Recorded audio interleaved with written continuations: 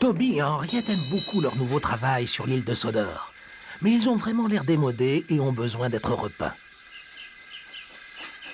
James était très impoli à chaque fois qu'il les voyait. « Burk, quels objets sales !» avait-il coutume de dire. Pour finir, Toby perdit patience. « James, demanda-t-il, pourquoi es-tu rouge ?»« Je suis une machine splendide, répondit James, et je suis prêt à tout. Tu ne verras jamais ma peinture sale. » Oh, dit Toby innocemment, c'est pour cela qu'un jour tu as eu besoin de lacets pour être prêt, je suppose. James devint plus rouge que jamais et renifla avec dédain. Il trouvait terriblement vexant qu'on lui rappelle la fois où il avait fallu utiliser un lacet pour boucher un trou dans un de ses wagons.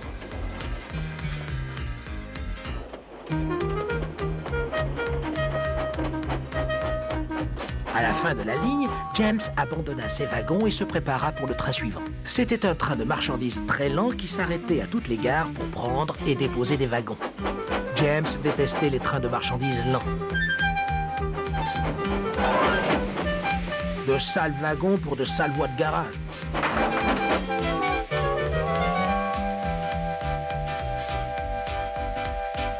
Burk.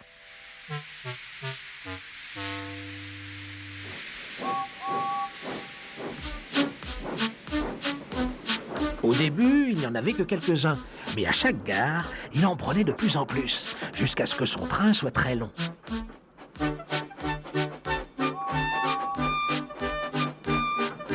Au début, les wagons se comportaient correctement, mais James les faisait brinque-baller si violemment qu'il s'était juré de se venger. Et voilà qu'ils approchaient du sommet de la colline de Gordon. Les lourds trains de marchandises s'y arrêtaient pour serrer leurs freins.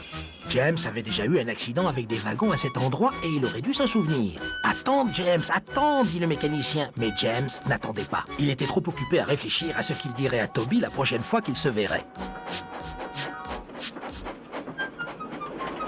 C'était une occasion unique pour les wagons. « Hurrah, hurrah !» dirent-ils en riant. Et mettant leurs pare-chocs les uns contre les autres, ils parvinrent à le pousser en bas de la colline. « Plus fort, criaient les wagons. « Je dois m'arrêter, grommelait James.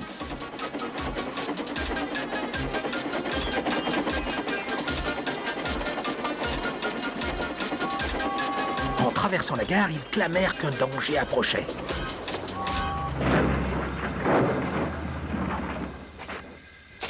Une substance collante gicla partout sur James. Il avait heurté 2 wagons de goudron et il était noir de la boîte à fumer à la cabine. Il était plus sale que blessé, mais les wagons de goudron et certains autres wagons étaient en morceaux.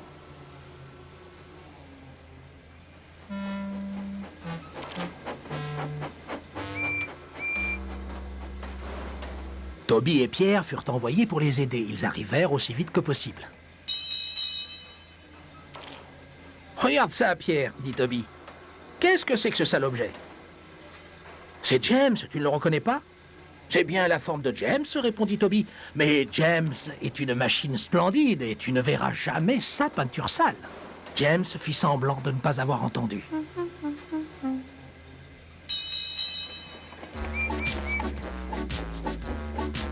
Toby et Pierre dégagèrent les wagons qui n'étaient pas endommagés et aidèrent James à rentrer.